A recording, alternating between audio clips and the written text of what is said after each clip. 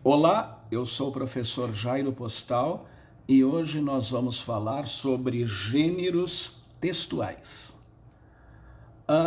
O letramento, ele difere da alfabetização. Muitos estudiosos consideram a alfabetização o processo de codificar ou decodificar a escrita.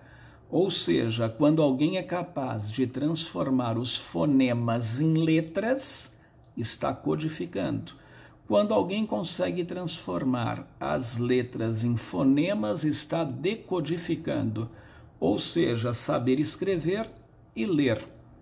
Agora, o letramento é um processo muito mais amplo do que o de alfabetização. O letramento é a imersão do educando na cultura escrita, ou seja, é o mergulho do educando nos diferentes tipos de gêneros textuais. Dessa maneira, o letramento não se limita à escola, ele ultrapassa as fronteiras escolares. Ele permeia as diversas esferas de atividade pelas quais os sujeitos circulam, ou seja, em casa, no trabalho, na escola. Tá?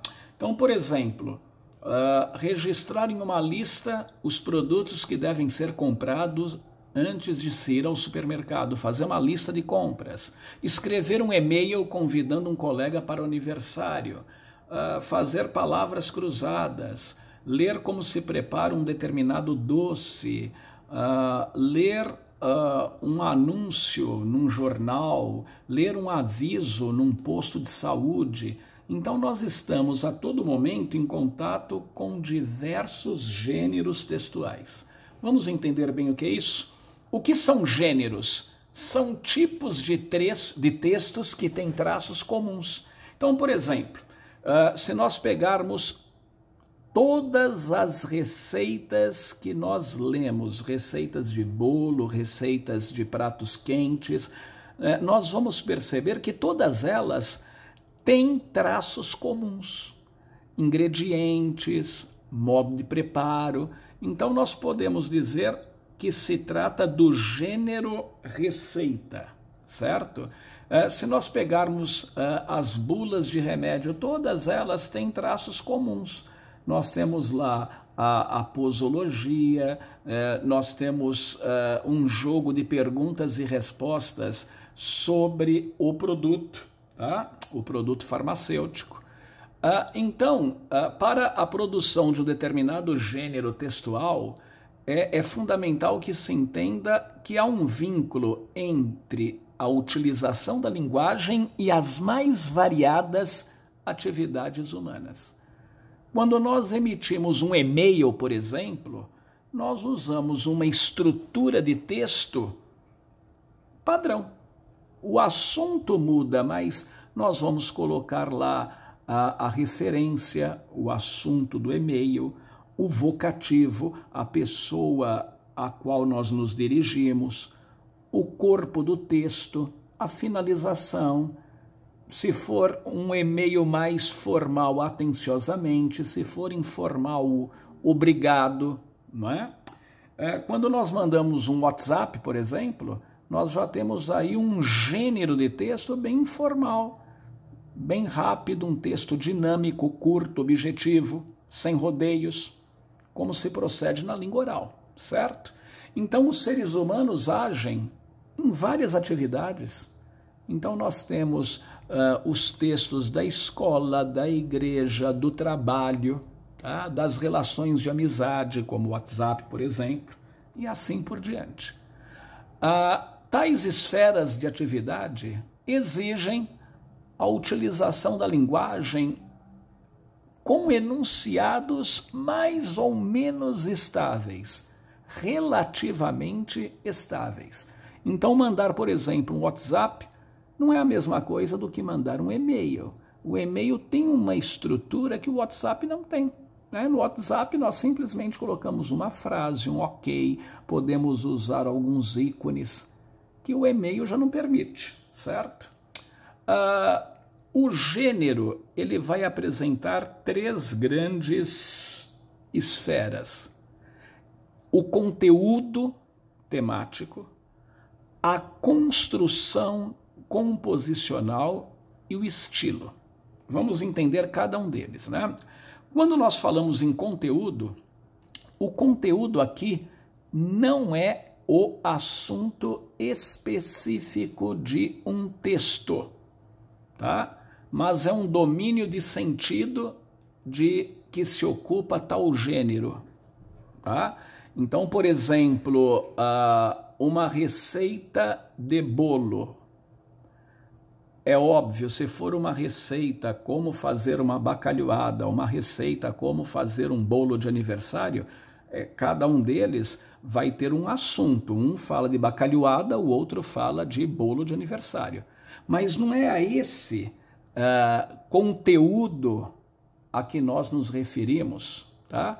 Então, por exemplo, as bulas de remédio, elas apresentam informações sobre a composição, utilização, posologia, contraindicações de um medicamento, tá? É esse o conteúdo das bulas de remédio. Agora é óbvio, cada remédio vai abordar um assunto, cada remédio vai ser destinado a combater uma determinada dor ou doença. Agora, as bulas de remédio em geral, qual é o conteúdo? Informações. Informações sobre o que? A composição, utilização, contraindicações, etc. As receitas, acabei de dar um exemplo, tá? Não importa se for uma receita de bacalhoada ou uma receita de bolo de aniversário, cada uma delas tem um assunto. Mas as receitas, qual é o conteúdo das receitas? A maneira de preparar um determinado alimento, é só isso. Tá? É esse o conteúdo. As charges, tá? Os jornais trazem charges, as revistas trazem charges. Qual é o conteúdo da charge? É uma sátira. Sátira a quê? Acontecimentos da atualidade. Então, por meio de desenhos, a charge é formada por um lado verbal e não verbal, por meio de desenhos que tem um teor humorístico. A charge tem que ter humor, e tem que ser um humor referente a acontecimentos atuais, tá? O que seria a construção composicional? O nome já diz, é como se compõe, como se organiza um determinado texto, tá? Então, por exemplo, e-mail. Como é que eu organizo um e-mail? Quando eu vou mandar um e-mail para alguém, eu tenho que colocar lá o referente, o assunto do e-mail. Eu tenho que colocar o nome da pessoa a quem eu me dirijo. Se for mais formal, uma saudação, bom dia, boa tarde. Aí vem o corpo do texto, o fechamento, atenciosamente ou obrigado, o nome da pessoa, do emissor do texto, tá? Então o e-mail, ele tem uma estrutura composicional, uma maneira de ser organizado. Vamos pensar na bula, tá? As bulas, como as bulas são organizadas? Geralmente elas são divididas em 3 partes. Podemos pegar aí qualquer bula de qualquer medicamento. Vocês vão ver que as bulas, via de regra, apresentam 3 partes. A primeira, identificação do medicamento, é óbvio, né? O nome do medicamento, uma rápida apresentação, a composição. Informações ao paciente, e nós vamos ver essas informações, elas são trazidas em forma de perguntas e respostas de supostas dúvidas que o paciente possa ter. E lá no finalzinho os dizeres legais. O que seriam dizeres legais? Quem é o farmacêutico e o laboratório responsáveis, tá? E as receitas, por sua vez, se organizam em 2 partes, é óbvio, toda receita, tá? Qualquer dona de casa, quando vai fazer a anotação de uma receita, coloca lá ingredientes e modo de preparar, né? Modo de preparo. E as charges, como é que eu organizo? Qual é a composição, a construção composicional de uma charge? A charge tem que ter uma imagem, certo? E uma crítica uma crítica sobre algo que está acontecendo na sociedade, tá? Seja política, seja social, nós vamos ver exemplos. E o estilo? O estilo é a seleção dos recursos linguísticos. Que tipo de palavra que nós vamos escolher, que estrutura gramatical nós vamos escolher. Foi o exemplo que eu acabei de dar do e-mail do WhatsApp. O WhatsApp é uma linguagem extremamente informal. O e-mail, se ele for um e-mail profissional, por exemplo, ele vai exigir um vocabulário mais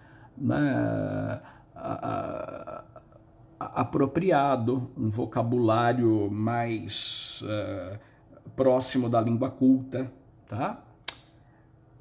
Então vamos ver, por exemplo, as bulas de remédio, né? As bulas de remédio, desde 2009, elas trazem um jogo de perguntas e respostas com uma linguagem coloquial, aquela usada pelo povo. Antes de 2009, as bulas de remédio traziam uma linguagem muito técnica, eram jargões, não é? O que é um jargão? É uma linguagem técnica, o que impossibilitava o paciente de entender a mensagem. Então, de 2009 para cá, por determinação da Anvisa, Agência Nacional de Vigilância Sanitária, o texto tem que ser simples, objetivo, coloquial, para que qualquer um que leia entenda. Nós já estudamos níveis de linguagem, né? Então nós temos a língua culta, a língua coloquial, aquela mais próxima, usada pelo povo, tá? E emprega-se uma linguagem descritiva para apresentar o produto, certo? Como são organizadas as informações? Por meio de perguntas e respostas. Então, quando se faz uma bula, o próprio laboratório faz a pergunta e dá a resposta. É como se fossem dúvidas de quem vai usar o medicamento. Então, para que o medicamento indicado? Como esse medicamento funciona? Quando não devo usar esse medicamento? O que devo saber antes de usar esse medicamento? Onde, como e por quanto tempo posso guardar esse medicamento? Como devo usar esse medicamento? E aí vai, tá? Então, por meio de um jogo de perguntas e respostas, as dúvidas dos pacientes, de quem compra o produto, as dúvidas vão sendo sanadas, certo? Nas receitas, a primeira parte relaciona os ingredientes, estipulando as quantidades necessárias, não é assim? Indicadas em gramas ou xícaras, colheres, coloque 1 colher de açúcar, 2 xícaras de leite, não é? 200 gramas de farinha de trigo, 1 pitada de sal, não é assim? Tá? Essa é uma primeira parte. Na segunda parte, que é o modo de fazer, os verbos geralmente estão no modo imperativo. O que é modo imperativo? Aquele que indica ordem, pedido, prepare, coloque, misture. Quando eu digo saia da sala, fique quieto, o verbo está no imperativo, está se dando uma ordem. Então, quando se dão instruções, usa-se o verbo no imperativo. Tá? Agora, as charges. Tá? A crítica apresentada pelas charges, qual é o estilo das charges? A ironia. Tá? A palavra charge, ela vem do francês, charger, que significa carga, exagero, ataque violento. Então, qual é o estilo? Qual é os meios linguísticos que o chargista usa para compor a sua charge? Ele vai usar a ironia, tá? Vamos ver aqui, ó, a bula de remédio, tá? Então, aqui na bula de remédio, nós temos aí um exemplo, nós temos aí o conteúdo, tá? O objetivo é passar informações sobre o remédio ao paciente, tá? A construção composicional, o modo de estruturar está aí, uma apresentação do remédio, não é? Aquele jogo de perguntas e respostas, e lá no finalzinho as informações técnicas, certo? E o estilo, que eu acabei de dizer, uma linguagem de 2009 para cá, uma linguagem mais coloquial, uma linguagem que qualquer um possa entender, certo? Tá aí. Então, esta bula que vocês veem na tela é um gênero, e todas as bulas se enquadram no chamado gênero bula. O que é o gênero bula? Ele agrupa todas as bulas de remédio, porque o gênero são textos que apresentam características mais ou menos comuns, tá? Receita culinária, tá aí. Então nós temos uma primeira parte que é descritiva, os ingredientes, né? Um exemplo aqui de brigadeiro, uma caixa de leite condensado, uma colher de sopa de margarina, 7 colheres de achocolatado, 4 colheres de sopa de chocolate em pó. Essa é a primeira parte. E a segunda parte, o modo de preparo. Veja aí que os verbos estão no imperativo. Em uma panela funda, acrescente, né? Está se dando uma instrução, fazendo um pedido, acrescente o leite condensado. Olha lá, cozinhe em fogo médio, mexa até que o brigadeiro comece a desgrudar da panela, deixe esfriar. Então, os verbos que estão no imperativo, acrescente, cozinhe, mexa, deixe, tá? Então, nós temos aí o conteúdo, é o modo de preparo de alguma coisa, tá? Nós temos a construção composicional, que é o modo de organizar o texto em 2 partes, ingredientes e modo de preparo, tá? E o estilo é esse, tá? Na primeira nós temos aí uma linguagem descritiva, nós estamos descrevendo os produtos, e depois nós temos verbos no imperativo. E um exemplo de charge, tá aí, tá?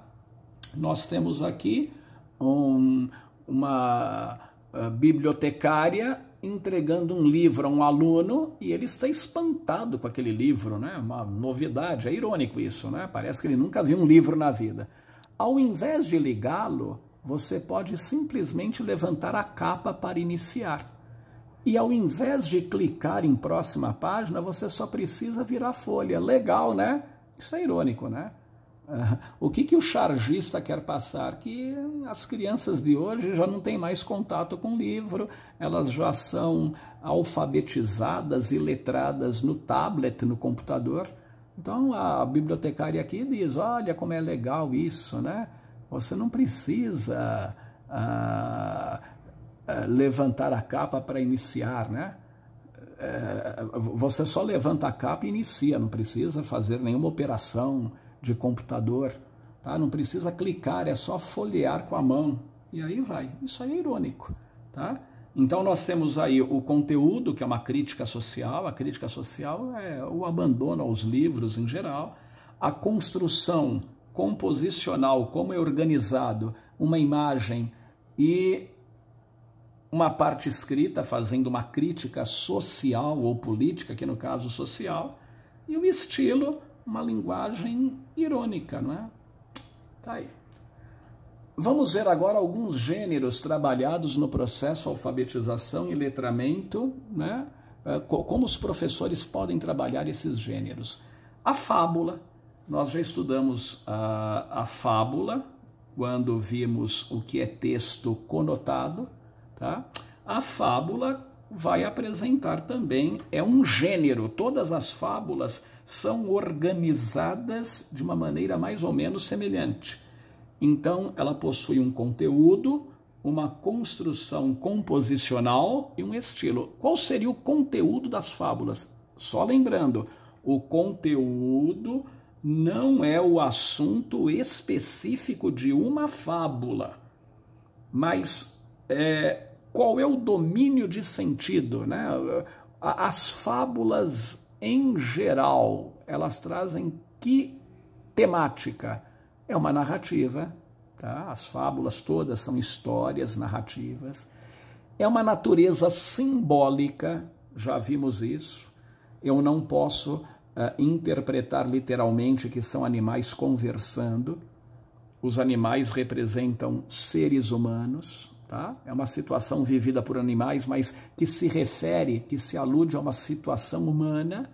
e tem por objetivo transmitir uma lição moral, uma moralidade. Qual seria a construção composicional? De que maneira o autor da fábula a organiza?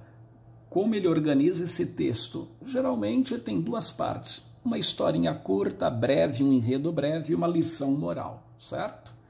E qual é o estilo? Quais são os recursos linguísticos que o fabulista usa?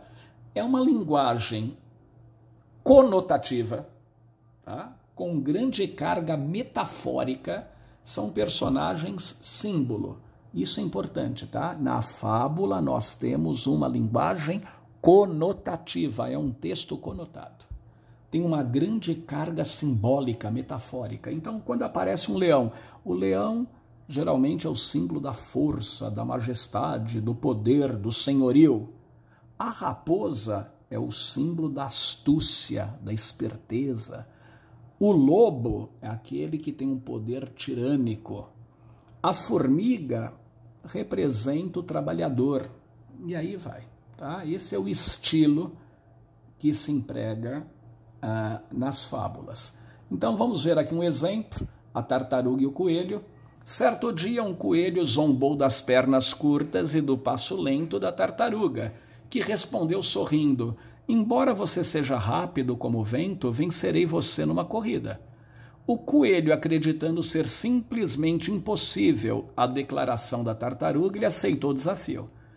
Concordaram que a raposa deveria escolher o roteiro e determinar onde seria a chegada. No dia da corrida, os dois começaram juntos. A tartaruga nem por um momento parou. Pelo contrário, prosseguiu num passo lento, sem parar, mas constante até o final da pista. O coelho deitou-se à beira do caminho e adormeceu. Tendo finalmente acordado, ele moveu-se tão depressa quanto pôde e viu a tartaruga que, tendo atravessado a linha de chegada, estava confortavelmente cochilando, depois de sua cansativa corrida, fatigante corrida, né? Então vejam que interessante, tá? Nós temos aí uma construção, né, composicional, tá? Nós temos a narrativa e uma lição de moral. A lição moral é essa: quem segue devagar e com constância sempre chega primeiro. Essa é a construção composicional. Como que uma fábula é construída? Em duas partes, uma historinha e uma lição moral, tá? Qual é o estilo? Nós temos aí uma linguagem conotativa, metafórica. Eu não posso ler isso superficialmente como sendo uma corrida entre coelho e tartaruga, né? Aí há representações humanas. O coelho representa aquele ser humano arrogante, prepotente, aquele que se julga, né, aquele soberbo, senhor de tudo. A tartaruga é aquela que vai dentro dos seus limites, mas faz o melhor possível. Tanto é que o coelho, para zombar da tartaruga, ele falou: essa aí vai chegar daqui muito tempo. Ele foi dormir. A tartaruga o ultrapassou, né? Por isso que nós dizemos, se nós dormirmos no ponto, nós perdemos, mesmo sendo detentores de capacidade, tá? Então, quem segue devagar, mesmo a lição moral é essa, mesmo que alguém não tenha habilidades de agilidade, mesmo que alguém não seja rápido, mas se ele fizer devagar, com cuidado, mas com constância, sem parar, ele vai chegar em primeiro lugar. Essa é a lição moral, tá? Outro gênero que pode ser trabalhado em sala de aula. O apólogo. Qual é a diferença entre o apólogo e a fábula? Na fábula nós temos animais, diálogo entre animais, animais que representam seres humanos. No apólogo nós temos seres inanimados, é uma árvore que fala com a outra, é o sol que fala com o vento, tá? É uma linha que fala com a agulha. É essa a diferença, tá? Qual é o conteúdo temático? É uma narrativa, é uma historinha, também de natureza simbólica. A única diferença é que lá na fábula a situação é vivida por animais. Aqui são seres inanimados, seres que não têm vida, agulha, linha, não é? Sol, vento, que alude a uma situação humana, tá? Então nós temos, qual é a construção? A mesma da fábula. Nós temos uma história curta, um enredo curto e uma lição moral. O estilo, idem, a mesma coisa que a fábula. É uma linguagem conotativa, metafórica, simbólica. Vamos ver um exemplo, o sol e o vento. O sol e o vento, vejam, aqui não temos animais como personagens. Nós temos seres inanimados. O sol e o vento discutiam sobre qual dos dois era mais forte. O vento disse, provarei que sou mais forte. Vê aquela mulher que vem lá embaixo, com um lenço azul no pescoço? Aposto como posso fazer com que ela tire o lenço mais depressa do que você. O sol aceitou a aposta e recolheu-se atrás de uma nuvem. O vento começou a soprar até quase se tornar um furacão, mas quanto mais ele soprava, mais a mulher segurava o lenço junto a si. Ele não conseguia fazer o lenço voar, sair dela. Finalmente, o vento acalmou-se e desistiu de soprar. Logo após, o sol saiu de trás da nuvem e sorriu bondosamente para a mulher. Imediatamente ela esfregou o rosto e tirou o lenço do pescoço. Quer dizer, o sol, de uma maneira mansa, apenas iluminando, esquentando, fez a mulher transpirar. Ela tirou o lenço e esfregou o rosto. O sol disse então ao vento, lembre-se disto, a gentileza e a amizade são sempre mais fortes que a fúria e a força. Tá?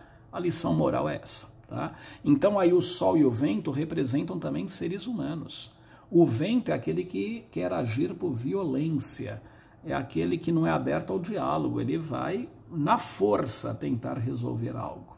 O sol não, o sol vai com delicadeza, o sol vai com jeito para conseguir obter aquilo que ele quer de alguém. Tá? É uma lição moral. Então não adianta nada apelar para a violência, né? Com conversa, com diálogo, com cordialidade, com gentileza e amizade, se consegue aquilo que se deseja. Tá? As histórias em quadrinho, mais um gênero para ser trabalhado, principalmente nas séries iniciais. Tá? Qual é o conteúdo? Lembrando sempre, repito, o conteúdo não é o assunto específico da historinha, não é o tema de uma história. Tá? O conteúdo é qual é o domínio, qual é o objetivo dos quadrinhos infantis? O entretenimento. Tá? O objetivo é esse.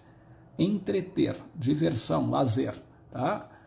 Agora, as histórias em quadrinho, qual é a construção composicional? Qual é o modo de organizar? É uma sequência de quadrinhos, não é? Que explora simultaneamente a linguagem não verbal e a verbal. Já estudamos isso. A linguagem não verbal é aquela que não faz uso de palavras, a verbal faz uso de palavras. E há quadrinhos, né, que utilizam apenas a linguagem não verbal, há a sequência de imagens sem palavra alguma e nós entendemos perfeitamente a narrativa. Tá? Que mais? A fala ou pensamento das personagens aparecem em balões. Tá? E essas histórias possuem enredo, personagens, tempo, lugar, fechamento, desfecho, tanto é que no finalzinho aparece fim. Eles seguem os fundamentos básicos de uma narrativa, como de um romance, de um conto, só que eles são organizados em forma de quadrinhos. Tá? E o estilo é uma linguagem formal, não é uma linguagem culta, né? Há muita presença de onomatopeia. O que é onomatopeia? Palavras que reproduzem sons. Por exemplo, a campainha, din-dong, telefone, trim, tá? Uma bomba, bum. as onomatopeias são muito exploradas e o professor tem que ensinar isso à criança. A criança vai ler história em quadrinho, mas por que aparece bum, din-dong, trim, quando se dorme aquele zzz, o Z, tá? Então, tipos de balão. O professor tem que trazer isso ao aluno. Há vários tipos de balão, tá? Existe o balão de fala, que é aquele que possui um rabicho, indicando quem está falando. O balão de pensamento, que possui, não é, umas bolinhas na ponta. O balão de cochicho, ele é pontilhado. Quando alguém admira, é uma exclamação. Quando alguém tem dúvida, é o balão interrogativo. O balão musical, ele vem com aquela nota musical. E o balão de fala em voz alta, né? Ele é todo, né, pontiagudo. Vejam lá. Então, alguns exemplos aqui, ó. A turma da Mônica cantando parabéns, parabéns para você nessa data querida. E ali aparecem, né, aparecem notas musicais, tá? É o balão de cantar. É o balão, tá lá, ó, musical, certo? Agora aqui, olha, nós temos a Tina, amiga dela, Pipa, ela tá falando, Pipa, agora convida a gente para ir para sua casa, anda. Ela, hã? A Pipa está cochichando. E como é que eu reproduzo o cochicho? Por meio desse balão, né, pontilhado, né, tá, com tracinhos assim, ou pontilhado ou tracinhos intermitentes. Agora aqui o Cebolinha está vendo a cascuda, ele, onde será que a cascuda vai tão gatinha assim? Olha lá o balão musical no segundo quadrinho, né? Ah, foi se encontrar com o Cascão. Ele a viu toda suja, né? Ela se encontrou com o Cascão. Mas veja, ele não está falando. Aquelas bolinhas ali, ó, tá? Indicam que ele está pensando, é balão de pensamento. Um professor tem que trazer isso ao aluno, senão o aluno vai achar que o Cebolinha está falando, a cascuda está ouvindo. Não, ele está pensando, tá? Vejam essa, o Garfield, ouvindo noticiário do rádio. Bom dia, pessoal! Meu Deus, que linda manhã de segunda. Meteorologia indica bom tempo, céu claro, sem sinal de chuva, a não ser numa casa na periferia. Quer dizer, né, aquela chuva local, só na casa do Garfield. Mas esse balão indica o quê? Todo pontiagudo, voz alta, é a voz do rádio. O rádio está com som alto, certo? Os tipos de onomatopeia, tá? Então, tá lá. Buá é choro, brrr, frio, sniff é choro, nhaque, quando alguém come alguma coisa, grrr, é nervosismo, aquele chomp, chomp, alguém comendo, glup, é alguém engasgando, com medo. O professor tem que ensinar isso, tá? Por isso que é importante trazer os mais variados